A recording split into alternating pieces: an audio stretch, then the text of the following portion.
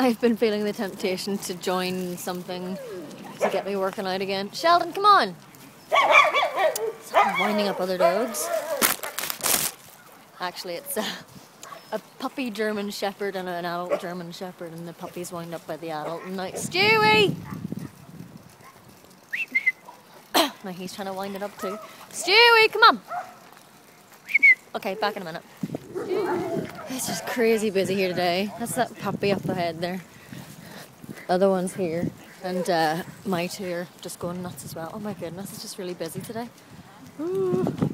And you just want to get past these busy spots just so you can get on with walking instead of them being distracted by other dogs and things, but it just doesn't happen. Okay, I think we're a little clearer now. People are getting into the rhythm of walking and all that jazz. So yeah, and you can see how busy it is behind me as well. But I am here, and I'm here to talk to you. Yeah, so I've had this notion of, doing the whole fitness thing again. But really, because every January I start getting back into my running. And actually, this past week I've had a really strong feeling of, I want to get out and run again. However, I'm just scared with the way that my breathing is, that it's not going to work out so well, and I'm just going to end up collapsing with an asthma attack or something. So I need to learn to just sit back for a bit until I'm in full health and, well, at least full breathing health, and get back to it again. Because the thing that's held me back for the longest time now has been that my shoulder, which I injured running part of the marathon back in May, was just tensing up. And I've got physio later this month for it, but it seems to feel really quite good now. Like this past month, it's been feeling really strong again. So I'm hoping that it's maybe just mending itself, and maybe in a couple of weeks' time I can get out and do running again. But I'm going to try doing a bit of fast walking and build up to that as well. So yeah. So yeah, anyway, they keep seeing these signs and it talks about, fitness boot camps and all that there, and I think that would be quite fun, but I really can't. At least not yet. You see that crowd of people with that crowd of dogs? There's like 6 dogs with them. And I was so glad to hear the guy shouting at his dog, because it's the way that I talk to these guys. He's all like, now here, listen, if you don't behave yourself, you're going back on the lead.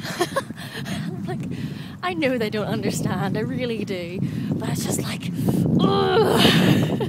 So I'm glad that I'm not the only crazy person. Anyway, other things I wanted to talk about was 2 nights ago at church. I told you we had a man called Duncan Morrow, and he was talking about reconciliation and peacemaking and all that sort of stuff, because our church is planning a trip to a conference centre called Corrymeela, but Corrymeela grew out of a community before it was an actual place, so it's kind of both. And he was talking about that, and oh, Stewie has another stick. Kill it! Yeah, so he was talking about that, and one of the interesting things that stuck with me, and I suppose it's true of a lot of things in our lives, he was saying about the biggest fears in reconciliation are the past and the future. It's just so fascinating. I was just like, yeah, that's so true. And the more I've thought about it, the more I've thought, it's not just with reconciliation, it's about everything in our lives, really. Our biggest fears are the way that we've done things in the past, or how things have happened in the past. And then our biggest fears, again, are how we're going to do things in the future, how things are going to work out in the future, and what it's all going to look like. So, yeah, it was just an interesting thought that I felt I wanted to share with you. He was also talking about, in Belfast, some of you will know that there are peace walls that run between divided communities in the city itself. And the peace walls were called temporary structures when they went up. And I hadn't realised they'd been up this long. I knew that it had been a good while, but come 2019, they will have been up for 50 years. And most of the houses built on either side of the peace walls are actually younger than that. So talking about how these walls are temporary, but they've been there for nearly 50 years, not 15.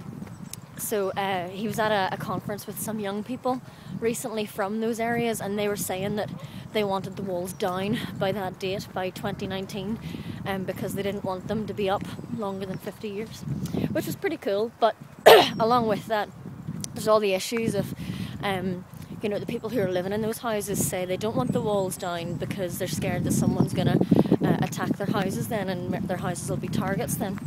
But they also said when they were thinking about their children, they didn't want their children to live with these peace walls that were still up. Hello. Lots of people looking at me like I'm crazy here. Which is just, it's funny, it's interesting, you know, they want the walls there for their own security, but they don't want them there for their children when they grow up. And you know, it's that, how do you resolve that tension and whatever. And then I also thought, I mean, while there's this feeling of security of keeping the wall up for, you know, keep my house safe and all of that, I wonder, is there an element of security in, if we take the walls down, we have to actually bridge that gap then? Is there a fear of that, you know, of having to make a relationship with someone on the other side of that wall then and talk to them, and, you know, and is it just a security blanket then to just keep the wall and save that hassle sort of thing? Do you know what I'm getting at? So anyway, it was very, very interesting. And the thing with Duncan is that he throws a lot of big ideas at you, but he uses really simple, clear, everyday language with it as well. And at the same time, he just says them all so quickly in succession, so it doesn't give you a lot of time to reflect and think.